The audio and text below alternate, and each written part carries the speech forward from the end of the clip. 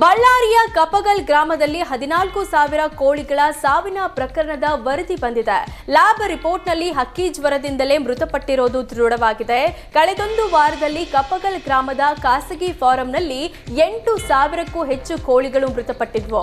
ಬಳಿಕ 6,000 ಕೋಳಿಗಳು ಮೃತಪಟ್ಟಿದ್ವು. ಸಾವಿನ ಬಳಿಕ ವರದಿಗಾಗಿ ಭೂಪಾಲ್ ಪ್ರಯೋಗಾಲಯಕ್ಕೆ ಕಳಿಸಲಾಗಿದ್ದು, ಇದೀಗ ಲ್ಯಾಬ್ ರಿಪೋರ್ಟ್ನಲ್ಲಿ ಕೋಳಿಗಳು ಹಕ್ಕಿ ಜ್ವರದಿಂದಲೇ ಮೃತಪಟ್ಟಿರೋದು ದೃಢವಾಗಿದೆ. ಹಕ್ಕಿ ಜ್ವರ ದೃಢ ಹಿನ್ನೆಲೆಯಲ್ಲಿ ಪಶು ವೈದ್ಯಕೀಯ ಇಲಾಖೆ ಅಲರ್ಟ್ ಆಗಿದೆ.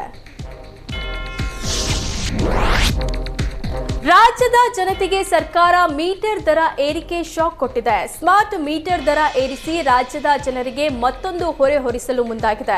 ವಿದ್ಯುತ್ ಸ್ಮಾರ್ಟ್ ಮೀಟರ್ ದರ %400ರಿಂದ %800ರಷ್ಟು ಏರಿಕೆಗೆ ಆಗಲಿದೆ. ಈಗಾಗಲೇ ತಾತ್ಕಾಲಿಕ ವಿದ್ಯುತ್ ಸಂಪರ್ಕಕ್ಕೆ ಪ್ರೀಪೇಯ್ಡ್ ಮೀಟರ್ ಅಳವಡಿಸಿಕೊಳ್ಳುವಂತೆ ಕಡ್ಡಾಯ ಮಾಡಿದ್ದು, ಹೊಸ ಕಾಯಂ ಸಂಪರ್ಕಕ್ಕೂ ಸ್ಮಾರ್ಟ್ ಮೀಟರ್ ಅಳವಡಿಸುವಂತೆ ಆದೇಶಿಸಿದೆ.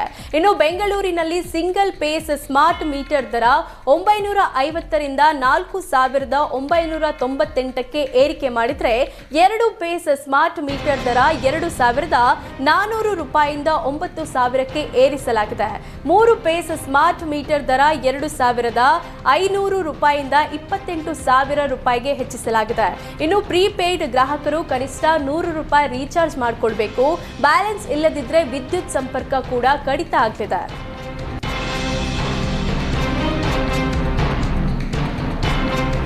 ಗುತ್ತಿಗೆಯಲ್ಲಿ %4ರಷ್ಟು ಮುಸ್ಲಿಂ ಮೀಸಲಾತಿ ವಿಚಾರಕ್ಕೆ BY ವಿಜಯೇಂದ್ರ ವಾಗ್ದಾಳಿ ನಡೆಸಿದ್ದಾರೆ. ಇವರ ಯೋಗ್ಯತೆಗೆ ಕಳೆದ 20 ತಿಂಗಳಿನಿಂದ ಅಭಿವೃದ್ಧಿ ಕಾಮಗಾರಿಗೆ ಚಾಲನೆ ನೀಡಿಲ್ಲ. ಇವರಿಗೆ ಶಾಸಕರಿಗೆ ಅನುದಾನ ಕೊಡಲು ಸಾಧ್ಯವಾಗಿಲ್ಲವೆಂದು ಆಕ್ರೋಶ ಹೊರಹಾಕಿದ್ರು. ಅಲ್ಪಸಂಖ್ಯಾತರು ಅಂದ್ರೆ ಮುಸ್ಲಿಂ ಮಾತ್ರನಾ? ಅವರ ಅಲ್ಪಸಂಖ್ಯಾತ ನೀತಿಗಳಿಂದ ರಾಜ್ಯದಲ್ಲಿ ಬೆಂಕಿ ಹಚ್ಚೋದಕ್ಕೆ ಹೊರಟಿದ್ದಾರೆ ಅಂತ ರಾಜ್ಯ ಸರ್ಕಾರದ ವಿರುದ್ಧ ಕೆಂಡಕಾರಿದ್ರು. ಸಿಎಂ ನೀವು ಅಹಿಂದ ನಾಯಕರೇ ಆಗಿದ್ರೆ ಹಿಂದುಳಿದ ಸಮುದಾಯಕ್ಕೆ ಆರ್ಥಿಕ ಶಕ್ತಿ ನೀಡಲು ಪ್ರೋತ್ಸಾಹ ನೀಡಬೇಕಿತ್ತು, ಅವರನ್ನ ಮುಂದೆ ತರುವ ಕೆಲಸ ಮಾಡಬೇಕಿತ್ತು ಅಂತ ಸಿಎಂ ಸಿದ್ದರಾಮಯ್ಯಗೆ ತಿರುಗೇಟು ನೀಡಿದ್ರು.